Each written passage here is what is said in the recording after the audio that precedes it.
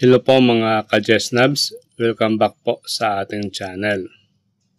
Tapos na ba kayong mag-demo para sa reclassification? Siyempre, ang susunod niyan ay ang Portfolio Annotation Assessment at saka yung BEI, para po kayo matulungan sa pag-prepare nito. Ito po yung rubrics for the Portfolio Annotation. Ito po yung mga levels na gagamitin. Depende sa kung ano ang teacher position na a-applyan ninyo. Halimbawa, kung ang teacher position ay teacher 2 or teacher 3, so yung rubric levels na i-assist ay mula sa level 2 to level 6. So, kung teacher 4 naman to teacher 7, ay yung levels 3 to 7. Kung master teacher 1 to master teacher 2 ay levels 4 to 8. At kung master teacher 3 to master teacher 5 ay levels 5 to 9. So, ibig sabihin yan, itong mga ito ay yan po yung lowest at saka highest na level na pwedeng maibigay sa inyo. Ito na po yung rubrics for portfolio annotation. Final version na po ito. Ito merong level 1 ka lang kung the annotation does not align with the indicator, the means of verification is missing or completely irrelevant or inappropriate. Pero wala naman pong mabibigay ng 1 na score, kasi sa teacher 2 at 3 ay yung 2 to 6, Okay, sa level 2 ay the annotation shows little to no alignment with the indicator. The MOV is mostly insufficient to support the teacher practice and achievement of the indicator. Level 3, the annotation presents weak alignment with the indicator. The MOV mostly lacks relevance and minimally supports teacher practice and achievement of the indicator. Level 4, the annotation shows limited alignment with the indicator. The means of verification is somewhat relevant but lacks clarity to basically support teacher practice and achievement of the indicator. Level 5 ka lang kung the annotation provides adequate alignment with the indicator. The MOV is relevant and clear but limited to support teacher practice and achievement of the indicator. Level 6, kung the annotation shows good and clear alignment with the indicator, the MOV is relevant, clear, and sufficient to fully support teacher practice and achievement of the indicator. So, yan na po yung highest para sa teacher 2, 1, or 3, Din ito yung level 7, the annotation consistently shows alignment with the indicator. The means of verification or MOV is relevant, clear, sufficient, and mostly specific to consistently support teacher practice and achievement of the indicator. Ito po yung 7, yung highest sa teacher 4 to 7.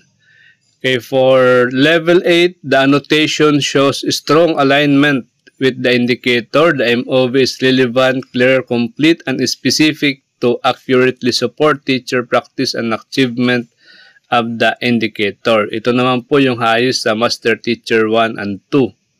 Then, yung pinaka-highest, yung 9, para sa master teacher 3 and 4.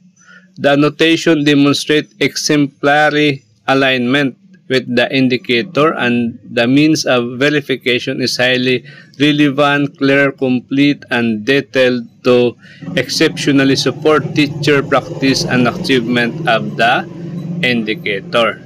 So, yun po mga ka-Jesnabs kung paano kayo makakuha ng score. Siguro, i-target natin yung 9 kahit tayo ay hindi pa master teacher.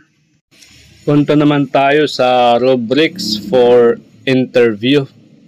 Ito pong sa BEI, ito po ay 5 points po ito, Yung kanina sa annotation ay 10 points po. A total of 15 points para sa category na ito. So, final version na po ito. So, ano ba yung tinitingnan sa interview? Merong 4, na criteria. Una ay alignment with the ENCOI. Pangalawa, clarity and coherence or yung communication skills. Pangtatlo ay active listening at lastly yung confidence. Okay, so merong 1 to 4 na score, Walang 5. So meaning sabihin, pag naka 4 ka niyan, perfect na yan na 5 points. So number 1, sa number 1 na level 1. Responses do not align with the indicator, offering little or no relevant examples or evidence that validate the annotations. Communicates ideas that are often unclear and poor organized. Frequently misunderstands questions or responds poorly. Lacks confidence in the responses. Level 2 ka naman kung ganito.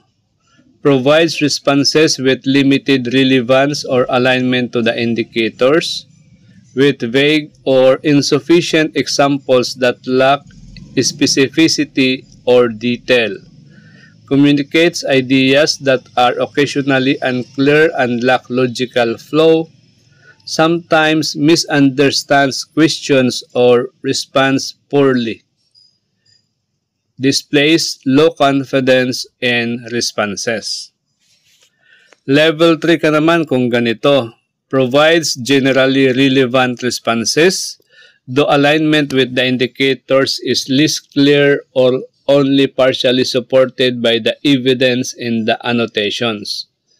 Communicates ideas that are mostly organized and with minor issues. Listen actively and responds adequately to most questions. Displays moderate confidence in responses. Ito, pinakamagandang level pag ikaw ay umabot sa level 4.